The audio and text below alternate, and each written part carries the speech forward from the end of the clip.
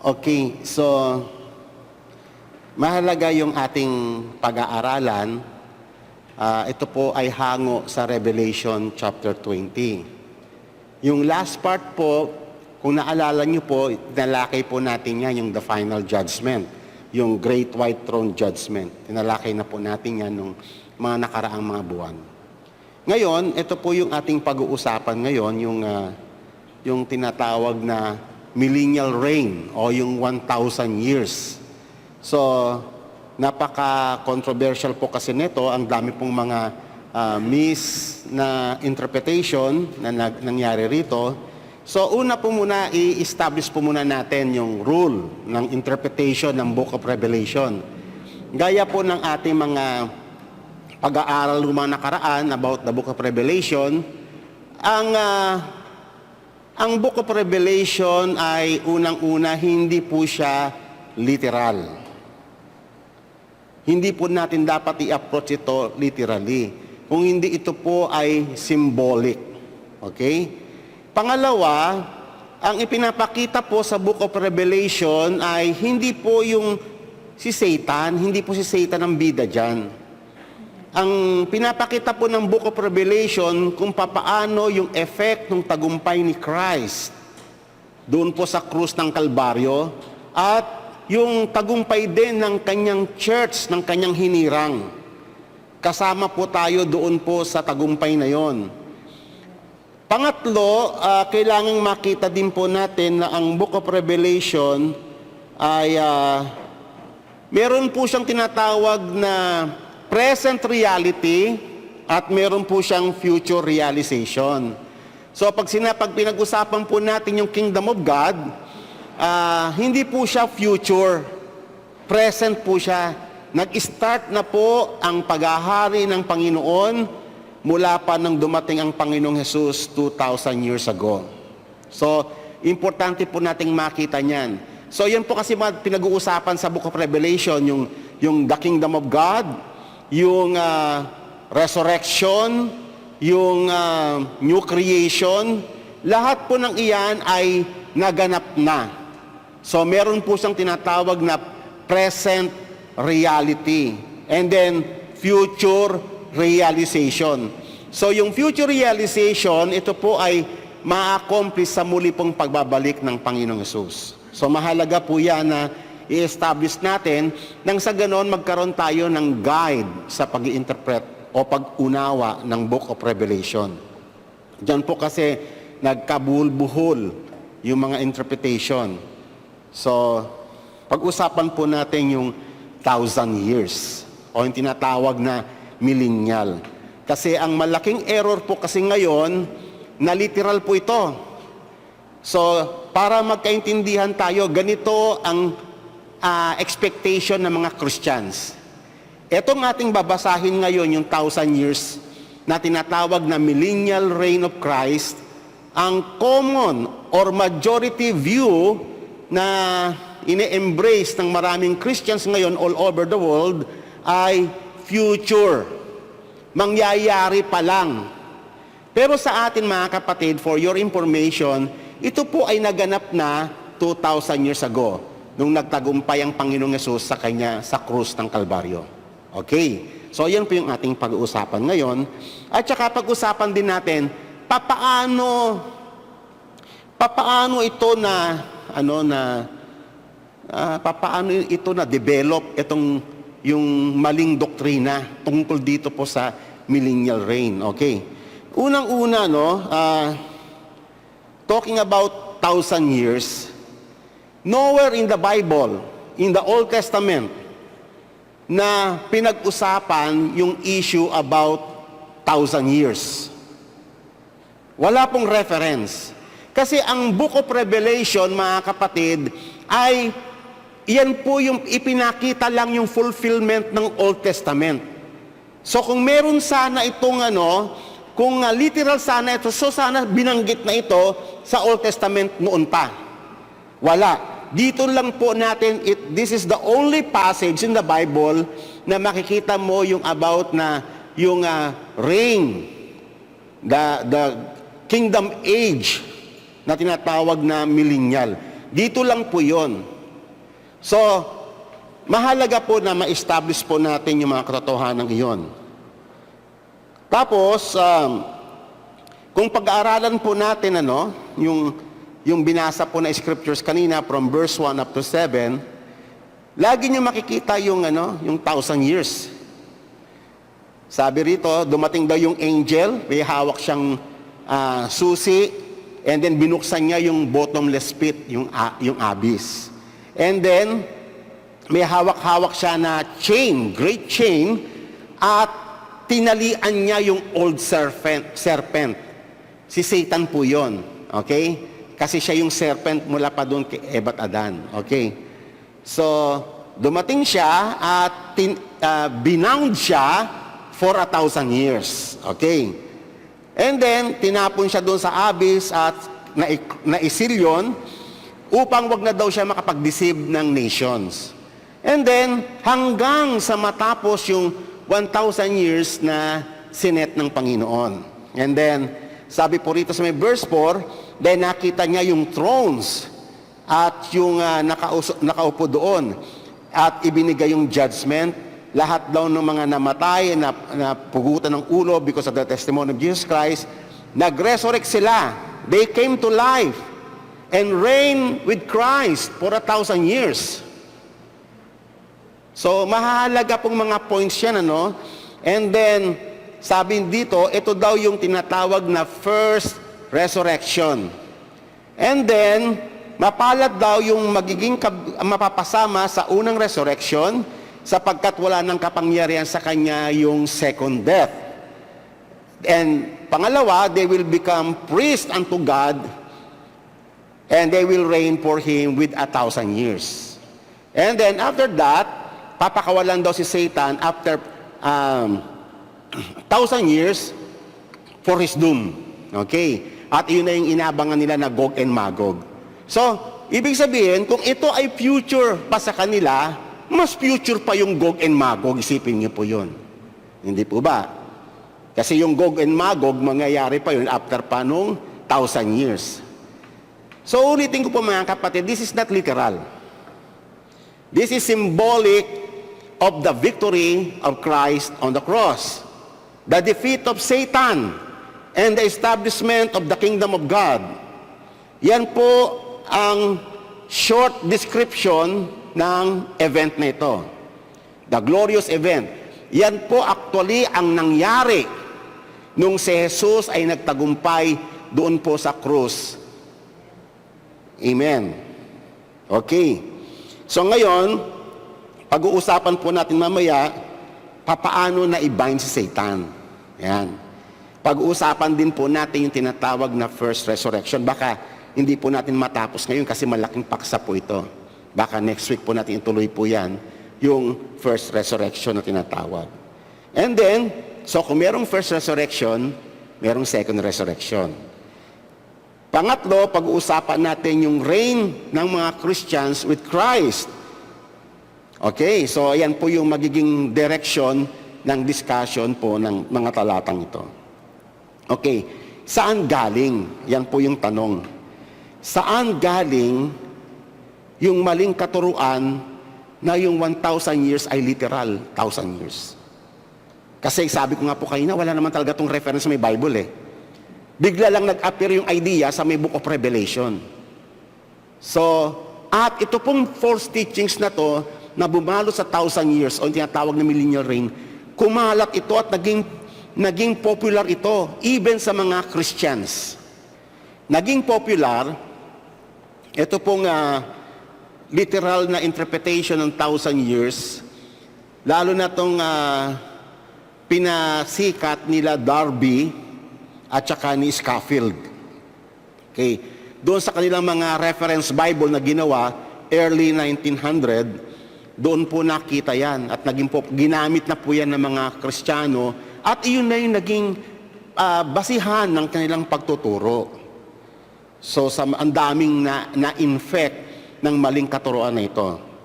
So ngayon, talking about 1,000 years, ito lang po yung tanging reference kung pag-uusapan po natin ng Old Testament. Ang unang pagkakasabi sa may 2 Peter na kinot lang ni Peter yon dito sa may Psalms chapter 90. Pero literal bang 1,000 years ang pinag-uusapan dito? Hindi naman po ang layo eh. Kasi ang pinag-uusapan dito, sinasabi lang ni Apostol Pedro na sa Panginoon, ang time is irrelevant. Ang 1,000 years sa Kanya, parang one day lang yan. At yung one day pa, sa kay God, sa Kanyang kapangyarihan, may pwedeng maging ma-extend ayon sa Kanyang kapangyarihan. Pero wala pong sinasabi ang verse na yan na finix niya ang isang araw na 1,000 years. Amen po ba? Yan po ay kinuha doon sa may Psalms chapter 19. Sinabi po rito, for 1,000 years in your sight are like yesterday when it is past.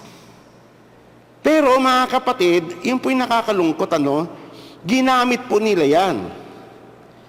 Ginamit po nila yan at yun na po kinongclude nila na yung 1,000 years ay one day. Ginamit na po nila yan sa pag-interpret nila. So, kailangan lang po muna na makita po natin ano ba talaga ang papaano ito nag-evolve, especially nung time nila Jesus Christ. Kasi itong heresy na ito pong false teachings na to, actually kumalat na ito nung time pa lang nila Jesus. In-anticipate na po nila yan eh. Kasi naghihintay na po sila nung kingdom na yun eh, nung time na yun. Napansin nyo po sa mga behavior, sila Nicodemus, yung mga apostles, at saka ibang mga tao nung panahon na yon. They were expecting na malapit nang dumating yung kingdom. Pero na-miss nila yung totoong kingdom. Amen. Only few ang nakaunawa nito at nakasumpong. So ngayon, sabi po, katulad po nung sinabi nung after nung resurrection ni Jesus Christ sa Acts chapter 1, bago umakyat si Jesus sa langit, nagtanong yung mga alagad niya. Sabi niya, Lord, kailan nyo ba i-restore yung kingdom ng Israel? Kasi ganito po mga kapatid, ang kanilang mindset sa kingdom, ang kanilang idea of the kingdom of God, ay yung former glory nila as a nation.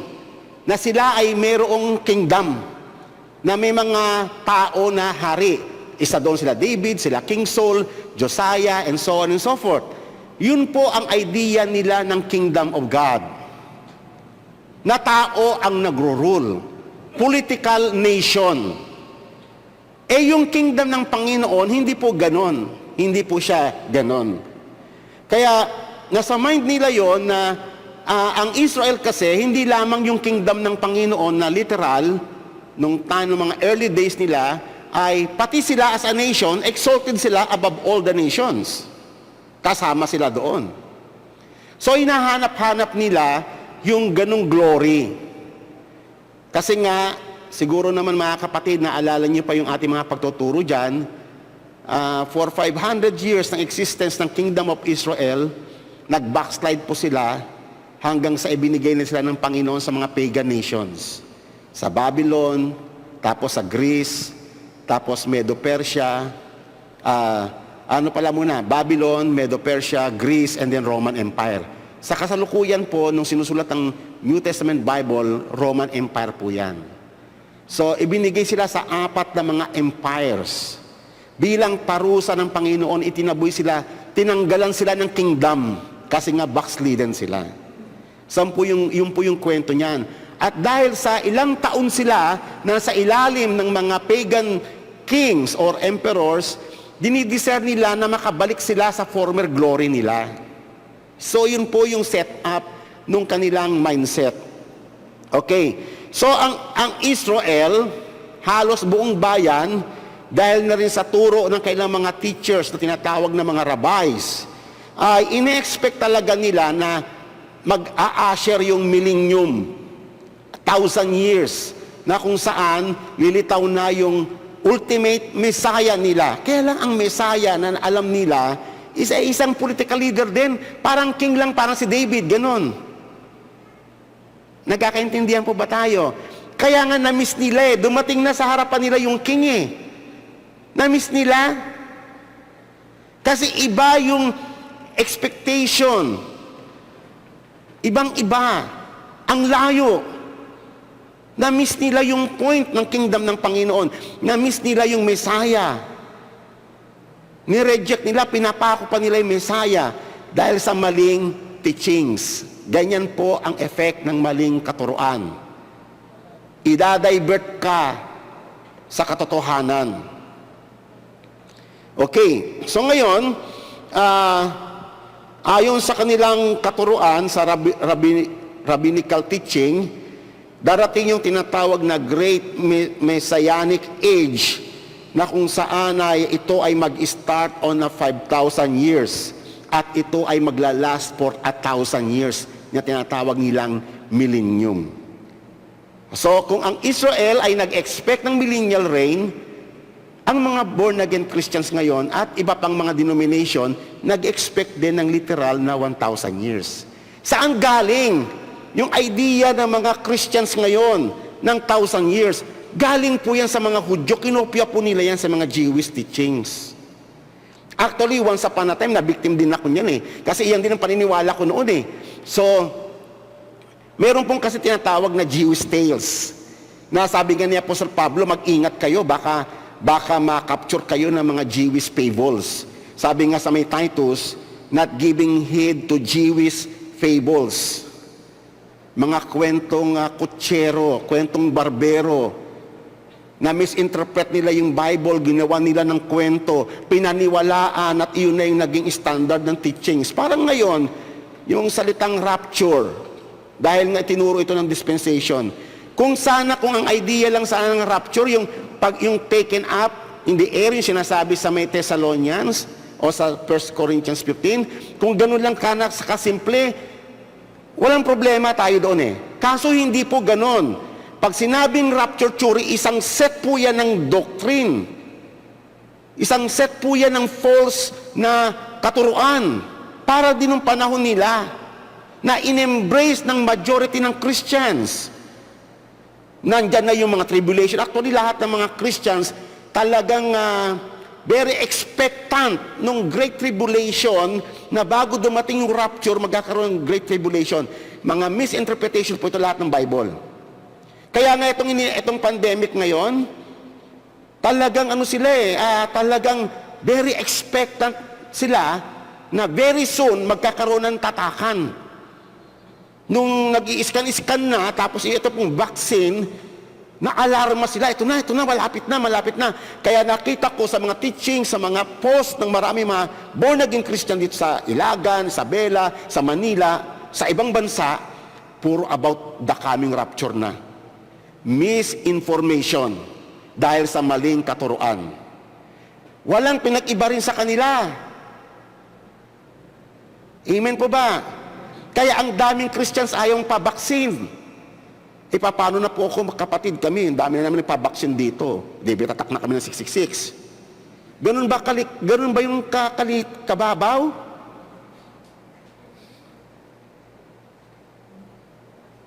Mga misinformation. Kaya napakadelikado yung tumatayo rito eh. Amen po ba? Napakadelikado kasi yung tatayo rito, kung mali yung katuruan niya, ituturo sa inyo, amen naman kayo, ano mangyayari sa inyo? Tapos ituturo niyo naman sa mga anak ninyo, sa mga, kita niyo kung paano nag-spread ang false teaching. So, binabalaan tayo ng Bible, lalo na yung mga early Christians, binabalaan sila ng Jewish fables kasi nakagawa sila ng mga false doctrine. Ina-expect nila yung millennial reign na yun, na abundance, prosperity, na ang bunga, nakasulat yun sa mga libro nila. Actually, may mga reference ako rito, yung mga, sa mga apocryphal book nila Enoch at iba pang mga nakasulat doon yun na yung prosperity sa millennial reign, na yung isang puno daw, yung kanyang bunga halos wala nang dahon, hitik na hitik yung bunga, talagang puro bunga na. Ganon nila, nakagawa sila ng mga doctrines na itinuturo sa mga tao at in-expect yun ng mga tao, inasahan. Parang ngayon ganito, ang nakikita ng mga karamihan ng mga Christians, ang mundong ito wala ng pag-asa, pasama ng pasama. Kasi kinot nila yung verse na sa huling araw, sabi ni Apostle Pablo, ang masama ay magpapakasama. They will become worse. Pinaniwalaan nila yon, yung kapirasong verse, hindi nila tinuloy. May karugtong yun eh. Ano po ba yung karugtong? Ang mabuti ay magpapakabuti, ang matuwid magpapakatuwid. Iisang verse yun eh, hinati nila. So di mali ang dating ng interpretation. Nakakaintindihan po ba tayo? Kaya pag magtuturo kayo, iiwasan nyo yung cherry picking. Kung ano lang yung gusto nyong verse, yun lang yung kukunin nyo. Pag magtuturo kayo, as much as possible, kunin nyo yung context ng Biblia. The whole context.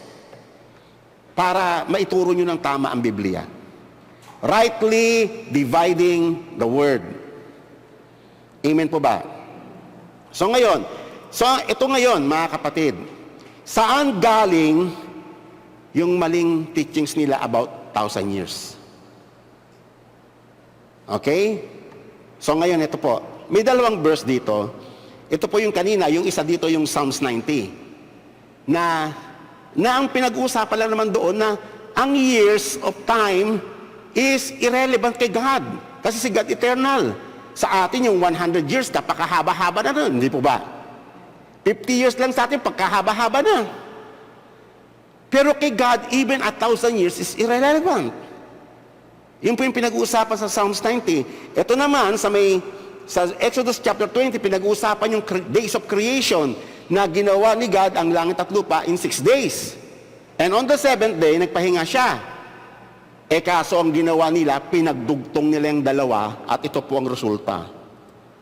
Out of these two verses, one referring to the 6-day creation and the other referring to the fact that time is nothing in the sight of God, the Pharisees put the two together and gave birth to a false interpretation of scriptures that today prevails in many churches. So yan na po, kinapi na rin po ng mga Christians yan sa Jewish. Akala ko kasi noon, Christians na naka-interpret niyan. Pati ako noon, ginagamit ko, pinagtuturo ako noon eh. Akala ko ganun yun, mali pala. Kinopya lang pala natin yung sa false teachings ng mga Jewish. Na yung one day ng creation equals 1,000 years. At mga kapatid, hindi lang doon yun. Hindi lang doon nag-end yun.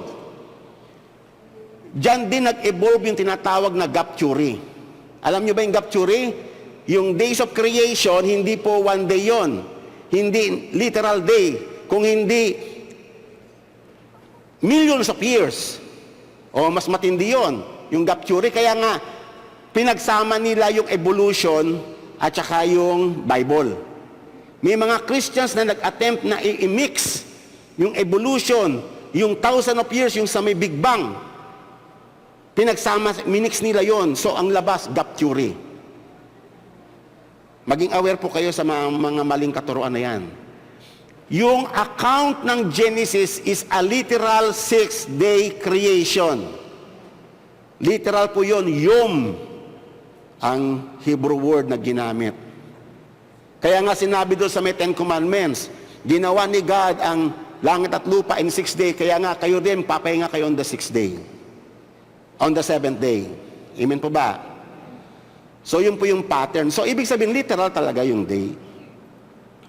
So, ngayon, mga kapatid, so, ito po yung naging resulta ng rabbinic interpretation nila. Ganito po. So, yung day 1, it represents the first millennium.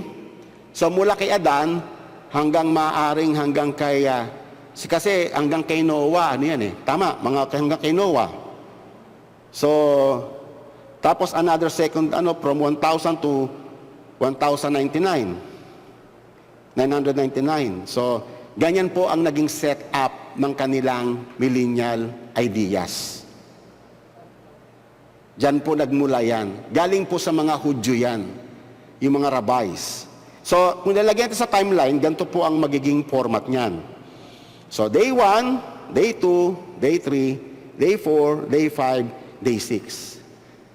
Kung ito ay totoo, nung panahon ni Jesus, sila ay nasa day 5 eh. Kasi 4,000 years yun, mula kay Adam hanggang kay Jesus. 4,000 years po yung nakalipas. So kumbaga nakalipas na yung 4 na araw sa kanilang false teachings. So nasa 5th day na sila, so malapit na yung tinatawag nilang millennial reign. Kasi bakit? Kasi ang pagkakaintindi nila ganito. So, with the pagdat dumating na daw yung 5,000 years, so mag-start na yung 6 millennium. Okay? So, yung 6 kasi, ang tao, ginawa on the 6th day. Okay, nakagawa sila ng mga ano, no? Kaya nga fables eh.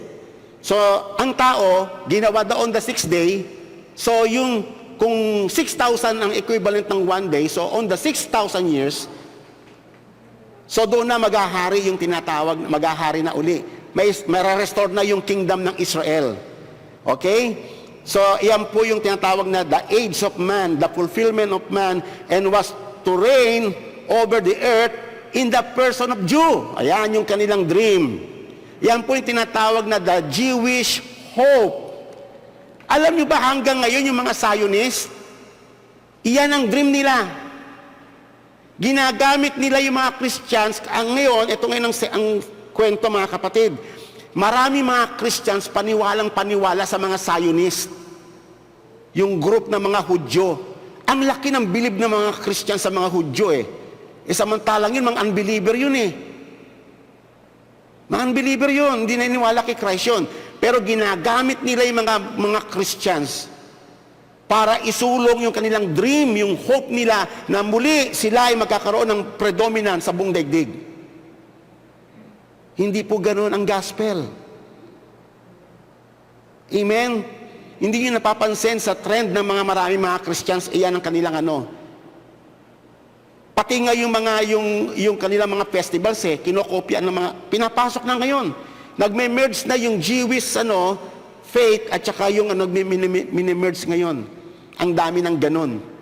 Naglalagay na rin sila ng candelabra, yung mga Jewish symbol, yung Star of David, sa nila, yung flag ng Israel, naglalagay sila doon sa mga church nila. Mga kapatid, backslidden po yung Israel. Nireject nila si Christ. Pero ayon sa pangako sa Romans chapter 11, di ba kinat off sila para makapasok yung mga Gentiles, tayo yon. Pero in the end, babalikan din sila ng Panginoon. Pero hindi ngayon. Hanggat makabalik sila sa faith, walang way ang mga Hudyo na mapabilang sa kingdom of God unless na sila ay muling kahabagan ng Panginoon na manalig kay Jesus. Si Jesus lang ang pag-asa ng kaharian, hindi ang Israel. Ni-restore na ng Panginoon ang kingdom sa katauhan ni Jesus na ni-reject naman ng Hudyo. Kasi ang pag-asa ng Hudyo, sila yung kaharian. Amen. So saan galing yung patong-patong na error, hindi po ba? Napansin ninyo? Yung day of creation, ginawa nilang 1,000 years. Yung 1,000 years dun sa Psalms 90, ginawa nilang literal na 1,000 years. And then ito pa another false na error nila. Yung sila yung muling mangingibabaw sa buong daigdig. Ito yung tinatawag na Jewish hope. Okay? Tapos, ang isa pang error nila, yung political messiah nila ay isang political na savior. 4 na error po yan eh. And then, sinusuportahan po yan ng marami mga Christians, mga evangelical Christians. Okay. So ngayon, saan po galing yan? Kinuha nila na misinterpret nila itong verse sa Daniel. Ito po mga kapatid. Ito po, tama po ito eh. Tama po itong verse, kailan na misinterpret nila? Akala nila, sila yun. Nakalimutan nila na si God, yung buong daigdig ang gagawin niyang kingdom, at ang mga tao niya hindi na limited sa Israel. Okay? Basahin po natin ito. Daniel chapter 7. And to him was given dominion, glory, and a kingdom, that all the peoples, nations, and men of every language might serve him. His dominion is an everlasting dominion, which will not pass away, and his kingdom is one which will not be destroyed. So, ine-expect nila yan na, so matatapos na, ine-expect nila na pag dumating yung Messiah, yung papakawalan sila sa Roman Empire. Yun ang thinking nila. At yung Messiah nila ay magkakaroon ng everlasting kingdom na hindi na mauli pang magagapi ng ilang ng mga bansa. Political kingdom ang nakikita nila. And then another verse na na-misinterpret nila sa chapter 7, verse 27, then the sovereignty, the dominion, and the greatness of all kingdoms under the whole heaven will be given to the people of the saints. So, ang thinking nila sila yun. Pero doon sa Revelation 20 na binasa natin, tayo yun, lahat ng mga believers ay mag-reign kay Christ for 1,000 years. Amen. His kingdom will be an everlasting kingdom, and all dominions will serve and obey Him. Okay, so yan nga po, no? Talagang ine-expect nila kasi nandyan na po sila sa may day 5 nung panahon nila. Diyan po yung birth and crucifixion in Jesus Christ, mga panahon pong iyan. So, talagang ang tindi ng excitement nila na naghihintay sila anytime soon, darating na yung kailang Messiah. So ngayon, dahil nga sa ganung maling katuruan, na-alarma tuloy ang Rome. At dahil nga sa ganong teachings, no, na talagang nag-produce ng excitement sa maraming mga Christians, maraming na-encourage na tumayo as Messiah. Kaya so ang Messiah nila is political, parang papalayain yung Israel sa domain ng Romans. So naglitawan yung maraming mga Messiah, kaya nag-warning si Jesus noon, mag-ingat kayo, maraming mga Messiah nalilitaw. Amen.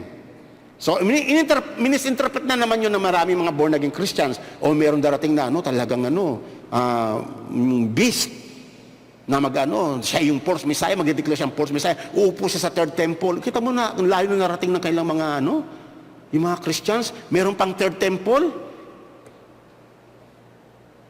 Mga kapatid, mag-ingat po kayo sa mga fables na yan. Kung ang Jewish, meron po siyang Jewish tales, ang Christians, meron din siyang Christian tales.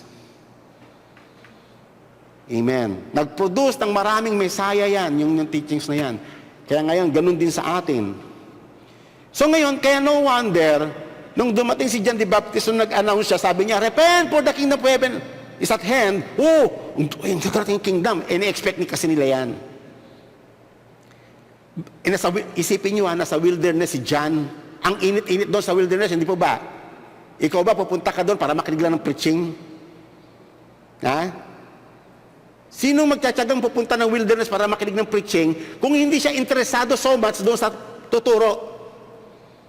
Kasi nga yung mindset, kingdom, darating na yung millennial reign, malapit na yung pag-asa natin. Puntahan yung mga tao, kaya na-disappoint sila. Sabi kasi ni John, ang palakol nakaamba na sa puno. Amen? So, yun po yung ganun po yung mga idea. Okay. So, kaya nung dumating si Jesus, talagang dumating na yung kingdom. Na ang false teachings ng mga Christians ganito. Dahil daw tinanggihan ng mga Hudyo yung kingdom na inaalok ni Christ, na-postpone. Ayan. Dapat alam ninyo yung mga terminology nila. Na-postpone daw yung kingdom kasi nireject ng mga Hudyo. Sa tingin niyo si God ganon? Porque tinanggihan mo, hindi na matutuloy yung purpose niya. Sabi nga ni God, makakapag-thwart ng purpose ko. Kung ano yung ginusto ko, yung gagawin ko. May freedom si God. Pero ang sabi nila, na-postponed. So, kaya dahil nga na nireject ng mga Hudyo, in some future time pa, mag-a-usher yung millennial reign ni Christ. O yan, kaya doon naging futuristic. Ayan, para maging aware kayo. Papaano nabuo yung mga, ano ba sa Tagalog yung fables? Mga kathang isip, mga kwentong di ba? Nabuo yan. Nabuo yung kwentong iyan. Pero ang kingdom ay talagang dumating na. Ito mo sabi nga ni Jesus, nung dumating siya, ni-repeat niya lang sinabi ni John the Baptist, repent for the kingdom of heaven is at hand. Talagang dumating na. Sabi nga ni Jesus unless one is born again, he cannot see the kingdom of God. Talagang, eto na yung kingdom. Kailangan mo lang ma-born again para makita mo yung kingdom. Kasi hindi siya literal, hindi siya political kingdom. And then, sabi nga ni Jesus sa mga tao doon sa Matthew 16, verily I say to you that there be some of them that stands here which shall not taste death until they have seen the kingdom of God come with power. Kailan po nangyari yan? O noong Acts chapter 2. Dumating talaga yung kingdom of God with power. Na-establish yung kingdom. Na-establish yung people of God. Yung sinasabi sa may Daniel na yung mga tao, yung mga saints ay magre-reign, talaga nangyari, talaga. But that was 2,000 years ago. And then ang mga maraming Christians nag-aabang pa ng some future time. Kaya ngayon, ang dami ng mga alarmist. Actually, karamihan ng mga evangelicals alarmist. Konting nangyari lang ganon. Uy, yan na, malapit ng Nagpula lang yung buwan, alam yung blood moons. Na-alarma sila, malapit na yung rapture. Ang internet, punong-puno ng mga Itong vaccine, itong pandemic, yun na naman, na-alarma na naman sila. Yung mayroon ba tumutunog daw na trumpeta, na-alarma na naman sila. Kung ano-ano, wala silang stability, para silang tubig na tinatangay-tangay ng alon, pinapadpad-padpad. Para silang mga damo na binabayo ng hangin na walang direksyon kung patutunguhan. Amen po ba? Ganyan kahalaga ang tamang doktrina. Para hindi na kayo masway. Hindi kayo kung saan-saan padparin, kung ano yung marinig ninyong uso ngayon dyan na mga craze. Paniwalaan ninyo. Establish po ninyo mga kapatid ang inyong mga sarili sa tamang katuruan. Ito mga teachings kasi modern yan, hindi naman ganyan talaga yung tinatawag na orthodox teachings. Hindi po ganyan. Ito po yung pinag-aaralan po, ito po yung orthodox teachings. Ito po yung established na teachings noon pa. Binabalikan lang po natin. Nung dumating kasi yung turning ng ating century, yung 1800, si Darby at saka si Scofield, 18 hanggang 19, sila kasi nag-introduce itong false teachings na to dito sa atin Yung mga dispensationalism, sila po nag-spread niyan. Na naging popular sa 19th century, 20th century, 21st century. Buti na nga lang, kinabagan tayo ng Panginoon, unti-unti tayo nakakabalik na sa orthodox teaching. Nare-reform tayo sa ating mga pagtuturo. Amen. So ngayon, paano ba dumating yung kingdom? So Christ, nung dumating siya, ano yung in-accomplish niya? Ano yung tinrabaho niya sa krus? He overthrew the work of Satan. And He destroyed the power of sin and death. Hindi po ba? Hindi po ba? So iyan, bago niya itinatag yung kingdom, kailangan niya munang i-destroy si Satan at yung power ng sin and death na umiiral sa ating lahat. Through His death and resurrection, na-establish yung kingdom of God. Hindi na postponed. Saan mo makikita sa may Bible na postpone ng kingdom of God? Wala. Kasi nung namatay si Jesus hanggang sa Acts, hanggang sa mga teachings ng mga apostles, dire-diretso yung turo tungkol sa kingdom of God Amen po ba? Walang na-postpone. Fable po yun, fable. Katang-isip, mga maling katuruan na na-develop, na ipasa sa bawat henerasyon. So, na-establish yung kingdom sa pamamagitan ng buhay na walang hanggan sa lahat ng recipient na to at saka sa righteousness of God. Amen. Iyon po ang pinaka-nature ng kingdom ng Panginoon. Hindi po ba tama ako? So lahat ng member ng kingdom of God tumanggap ng buhay na walang hanggan. Kasi nga kinonquer yung problem of man, yung sin and death. At si Satan binound symbolically, not literally. Kasi na-paralyze si Satan sa work ni Christ. Wala na siyang magawa Di ba nalala nyo noon? Peter, thou art Peter, upon this rock I will build my church, And the gates of hell, what? No, nakita niyo yung mga teachings mga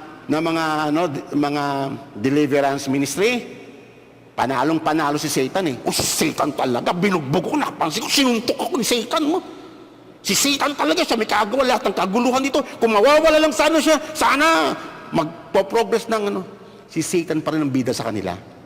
Kaya huwag kayong papaniwala dyan sa mga deliverance ministry. Ililigaw kayo niyan. Ingat kayo sa mga ganyan. Once upon a time kasi napapasama rin ako sa mga ganyan eh. Kaya alam ko nakita ko yan. Angel of the Lord, kilitiin mo siya. Anong kinalaban mo, kikilitiin yung angel? Anong business ng angel, kilitiin ka? Nakita ko po yan. Kadadalo ng mga seminar ng ganon. Sa mga Christians kasi, lalo na pag pastor ka, kailangan daw may seminar ka. Para mga professional lang din, kailangan may upgrading ka ng mo. Ano natutunan sa seminar? Puro mga false teachings. Mga false practices. Siyempre nakita bago. Pagtuuwi niya sa kanila, gagawin niya naman.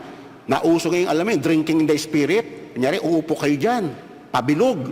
Magkakantahan kayo, tapos maya-maya mag-aarte kayo na para nalalasing kayo. Puspos na ng Holy Spirit yun. Kung nakita niyo yung pinost ni Jerry, yung puspos daw ng Holy Spirit, puspos ng Holy Spirit, ano ka ba? Degrade yun ng tao. Na-degrade ang tao. Ang daming false teachers kumalat sa mga evangelicals. Grabe. Meron pa yung punching of the Holy Spirit. Malayo ka, suntok kang gano'n, tutumba naman, kunyari gano'n. Parang si Goku. Dragon Ball Z, kapapanood ng Dragon Ball Z. Kaya sa mga pastors, bawal manood ng Dragon Ball Z. Grabe. Nakakalula yung mga false teachings na kumalat sa mga Christians. Ngayon, meron silang bago ngayon capturing the spirit. Kinakapture daw nila, kunyari. Meron silang capturer. Level up na daw sila. Nagko-comparean din sila eh. Nag-level up na sila kasi meron na kaming capturer. Ang tawag nila dyan eh. Kunyari, may demon possess. Kakapture niya yung spirit. Pati daw yung mga calamity na kakapture nila. Tatanga ko, beto ko nakakapture sa pandemic eh. Di ba? Ang daming super typhoon na dumating. Ang daming baha na dumating, pati yung capturer nila, baha din. Ay, naku.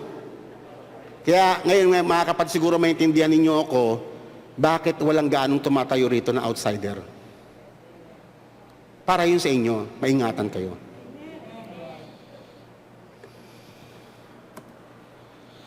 Dumating ang kingdom with power nung time ng Pentecost na establish yung kingdom of God at tayo as citizens of the kingdom. Malinaw po yan sa may Bible. The kingdom was established but it was not the humanistic kingdom na ina-expect ng Jewish according to their Jewish hope. It was the kingdom of God established by the victory of Christ over sin and death. So po yung kingdom na meron tayo ngayon. The indestructible kingdom of God. At ito pong kingdom na to ay in-extend yung kanyang victory sa lahat ng aabutin ng Panginoon. Kaya nga tayo nag-evangelize upang yung kingdom ng Panginoon ay mag-expand sa lahat ng mga tinawag ng Panginoon. So ngayon ang tanong dito mga kapatid, paano yung binding ni Satan? Hindi po ito literal, kapatid. Okay? Ganito po kasi ang pagkakasabi sa may Bible, sa Revelation. Then I saw the angel coming down from heaven holding the key of the abyss and a great chain in his hand, and laid hold of the dragon, the serpent of old, who is the devil and Satan, and bound him for 1,000 years. And then sabi po sa may katuloy, and he threw him into the abyss and shut it and sealed it over him, so that he would not deceive the nations any longer until the 1,000 years were completed. After these things, he must be released for a short time.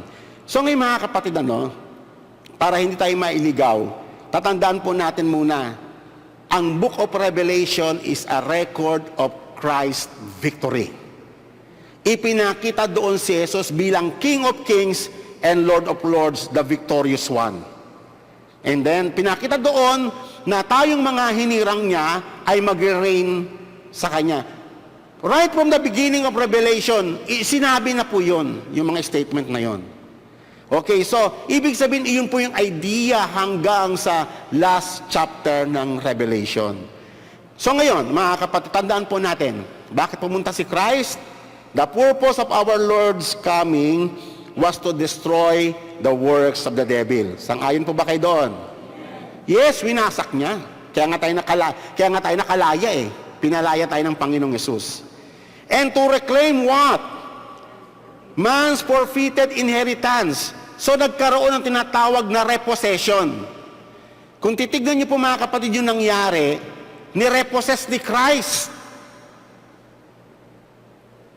Tinanggalan niya ng kingdom si Satan at ni-restore niya yung kanyang bayan doon sa kanyang, na sila yung rightful heir ng lahat ng inihanda ng Panginoon.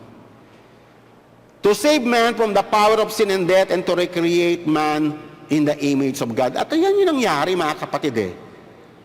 Diyan natin makikita sa mga verses na to. Kunyari, the Son of God appeared for this purpose to destroy the works of the devil. 1 John chapter 3 verse 8. John chapter 12 verse 31. Now the judgments upon this world, now the ruler of this world will be cast out.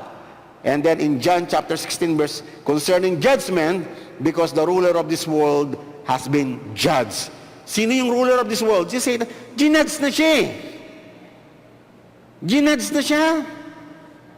Alam nyo ba, si Satan, dahil nga in symbolical way, na-bind siya, natalian siya para nakagapos, in a sense na hindi niya na tayo, wala na siyang magawa sa church. Sa church niya, hindi niya na magalaw, hindi niya na ma-prevent yung work, yung expand ng kingdom. Hindi po literal na tinalian.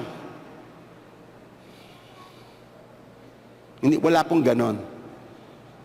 Kung hindi, nalimit na yung activity ni Satan, wala na siyang access doon sa church, sa mga elect, sa mga tinawag ng Panginoon.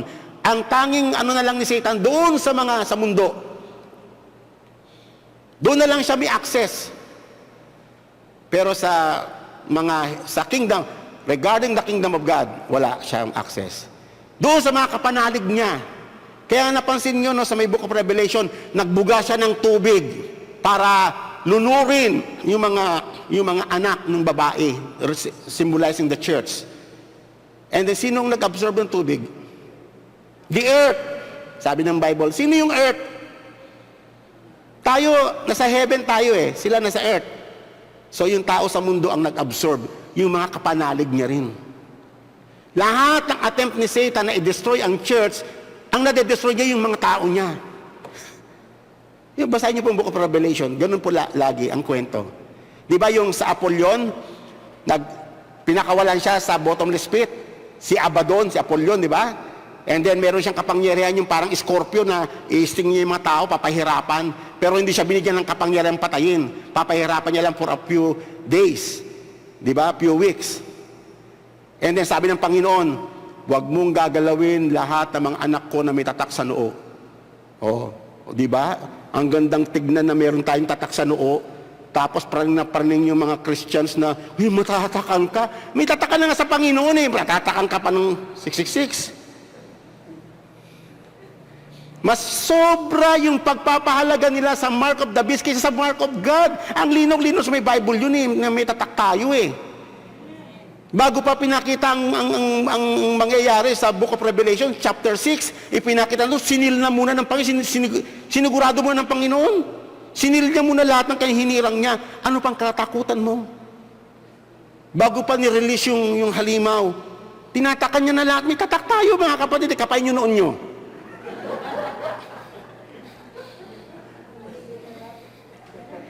Alam ko bakit ko ito sinasabi? Kasi sila literal eh. Tatakan ka ng 666 dito, okay, sa kamayo, sa noo. Kaya nga nung pa-vaccine, sabi ko, alam nyo ba, ito, sekreto lang natin ha. Hindi ako nagpa-vaccine dito sa kanan. Sabi nila, 666 eh. Sa puwit po ako nagpa-vaccine. Hindi, joke lang po yun.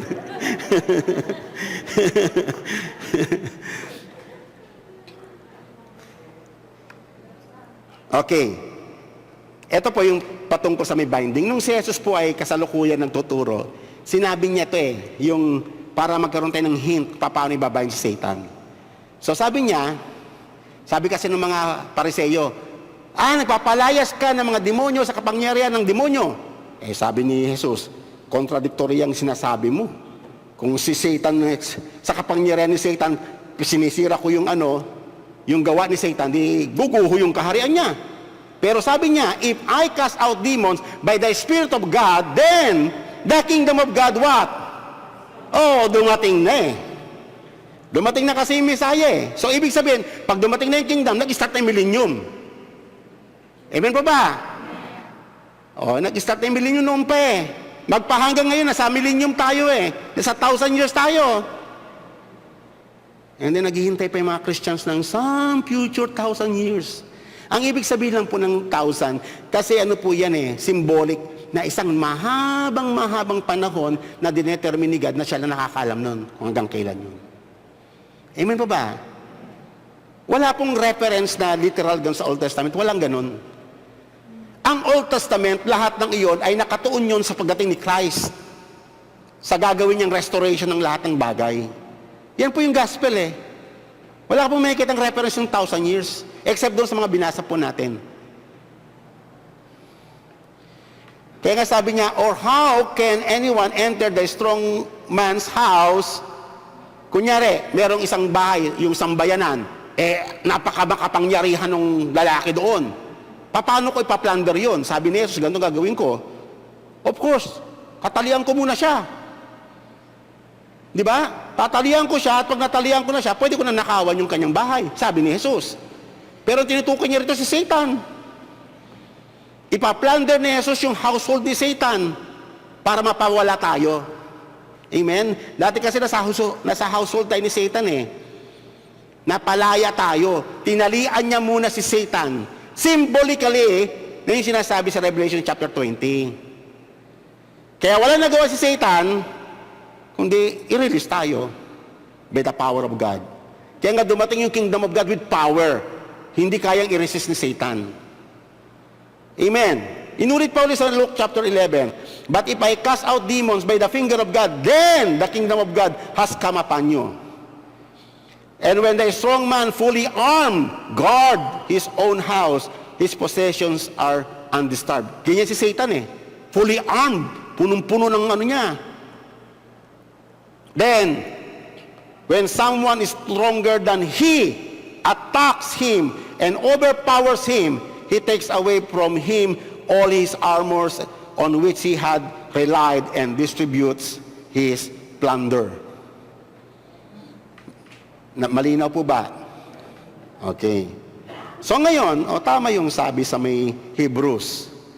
Therefore, since the children share in the flesh and blood, he himself, si Jesus, ay nagkatawan din ng tao, nagpartok siya ng ating flesh and blood at the same time that through death, he might render powerless him who had power over death, that is, the devil. So kinakailangang magkatawang tao ni Jesus para ma-fulfill ito. Para lamang mapalaya tayo from the power of Satan, from the power of sin, and from the power of death. And might free those who through fear of death were subject to slavery all their lives. Amen. Another verse. Colossians chapter 2. When you were dead in your transgressions and uncircumcision of your flesh, He made you alive together with Him, having forgiven us all our transgressions. Yan ang ginawa ni Jesus. Having canceled what? Canceled out the certificate of debt consisting decrees against us, which was hostile to us. He has taken it out of the way, having nailed it to the cross. When he had disarmed the rulers and the authorities, he made a public display of them, having triumphed over them through him. So yan po yung mga tagumpay ni Jesus. Amen po ba? Walang na-postpone. Amen? Nag-take effect yung kanyang kingdom. Amen po ba? Yung kingdom niya, kaya nga sinasabi nga po natin, ang kingdom of God is a present reality as well as future realization. Sa pagbabalik ni Christ, yung kanyang kingdom talagang buong daigdig na. Yung kingdom of men totally vanished. Amen po ba? At ang kingdom ni God, itong millennium, kaya nga mahabang panahon yan, ipinapakita yung progress ng kingdom of God. Nung 2,000 years ago, ang kingdom niya parang mustard seed. Maliit pa lang. Diba? Nag-start lang sa Israel. Then, kumalat kada taon, kada 100 of years, parami ng parami, nakapunta ng Europe, nakapunta ng ganito. Ngayon, umabot na Asia, naabot na maraming mga tao. Ang kingdom of God nagpo-progress hanggang sa totality ng kingdom ng Panginoon. Amen. Ganun po ang mangyayari sa some future time. Hindi po yung katulad sa rapturist idea na palubog.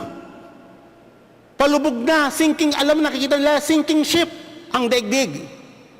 Naghihintay nila sila ng rapture kasi dadagitin nila sila ng Panginoon kasi palubog na yung mundo, wala ng pag-asa. Tayo na hindi gano'n ang tingin natin. Nakikita natin progress ng kingdom of God. Yung matuwid, lalo papakatuwid at dadami siya kaysa doon sa masasama. Kasi mga matutuwid, i-impluwensyahan niya yung mga masasama. So, iikli ng di ba sabi, ang masama papakasama. Ang matuwid, lalong magpapakatuwid. Dadami yung matuwid eh. Yung matuwid kasi, in-impluwensyahan niyo ito, uunti ito, dadami yan. Ang rapture is, hindi po gano'n nakikita nila. Padami ng padaming evil. Tapos yung matuwid, paunti ng paunti hanggang sa puro evil na. So, Lord, i-rapture muna po kami. Yan, idea nila. Hindi po gano'n. Baliktad. Tayo, punong-puno tayo ng pag-asa. Kaya nga, dinescribe sa Book of Revelation ang church, parang bride. Ready na siya. Nag-mature siya, yung 1,000 years na yon, nag-mature siya. Na-prepare niya yung sarili niya, talagang nag-mature siya sa law of God, sa knowledge of God, sa kanyang responsibility, nag-grow. Ngayon, bata pa tayo eh. Alam mo, kahit tayo ito, batang-bata pa tayo. Amen. Kinakailangan pa natin mag-grow yung mga anak pa natin. I-occupy ng mga anak natin ang land. I-occupy ng righteous ang land. Batang-bata pa tayo. Malayo pa. Kaya nga 1,000 of years eh. Mahahabang panahon yan, hindi po yan literal na 1,000 years. Iniintay ko pa nga yung mga apo-apo rito na magiging mga great leaders eh. Di ba? Dami na mga apo, kaya excited ako. Daming bata. Pinagpipray natin yan. Kasi ayon sa pangako ng Diyos, hindi ayon sa doktrina natin, ayon sa pangako ng Diyos, ang mga batang iyan, tagapagmana ng Panginoon yan. Tagapagmana ng kaharian. Kaya nga pag sinasabi natin, ang mga batang ito, Lord, pagpalain mo, maging tagapagmana ng kaharian. Kasi ayon sa may promise niya. They will possess the land. Ang mga wicked mag-reduce, ang mga righteous mag-increase. Amen po ba? Ganun ba nakikita ninyo? O baka naman na-capture na kayo ng mga balita sa TV. Patayan, drugs dito, rape dito. Naku, sumasama na taga-daigdig. Tama nga yata yung mga rapturists. Ganun ba tayo mag-isip? Kaya nga tayo mahalaga yung nag-act tayo sa faith. Ngayon, we study the word, yung law, tinuturo natin sa mga anak natin upang lumaki yung kingdom ni God sa ating mga pamilya sa lahat na nasasakupan natin. Amen po ba? Okay, last verse. Kaya, maintindihan nyo ngayon nung sinabi ito ni Jesus during the time ng kanyang ministry. Nakita niya si Satan falling from heaven like lightning. Behold, I have given you authority. Tayo na tumanggap ng victory ni Christ, may authority rin tayo over Satan. Hindi na si Satan, wala na siyang magawa sa atin. Powerless na siya eh. He was rendered powerless. Si Satan. Amen? I have given you authority to tread on serpents, scorpions, sa lahat ng mga demonic activities, and over all the power of the enemy. And nothing will injure you. Pinapaniwalaan niyo ba yung mga kapatid? Nothing will injure you. yung demonic forces will not, sabing ganon, will not prevail against the Church of Christ. Naniniwala po ba kayo doon? Kasi pag hindi nyo pinaniwalaan yung testimony ni Jesus, malaking problema yan, kapatid. You are not a believer. Testimony ni Jesus pinapakita po ng mga verses na yan yung victory ni Christ. Yung victory ng kanyang kingdom, pati victory ng kanyang mga tao, ng mga hinirang niya. Kaya nga tayo mga kapatid, victorious tayo. Amen? Kahit na may mga problema, minsan may mga crisis, pero it doesn't mean na defeated tayo. We are victorious because of Him. Amen po ba? I pray na naintindihan ninyo. Tutuloy po natin to next week. So purihin po ang Panginoon. Tayo pong lahat ay tumayo, and then let's pray. Hallelujah. Purihin ka, Panginoon. Salamat po sa iyong kabutihan, sa iyong pagtuturo sa amin. Salamat sa iyong direction sa lahat ng pagtutuwid. Salamat sa liwanag. Salamat sa Espiritu Santo. Salamat, Panginoon, na kami, O Lord, ay patuloy mong ipiniprepare for the work of service sa iyong kingdom. Kami at ang aming mga anak at aming mga henerasyon. Lord, we dedicate to you everything sa aming buhay, ang aming buong pamilya para sa iyo, to serve you, your kingdom. Lord, we thank you for your marvelous gift sa aming lahat, your kingdom. Blessed be your holy name, Father God. Thank you sa lahat ng mga works mo para sa amin. In Jesus' name, amen.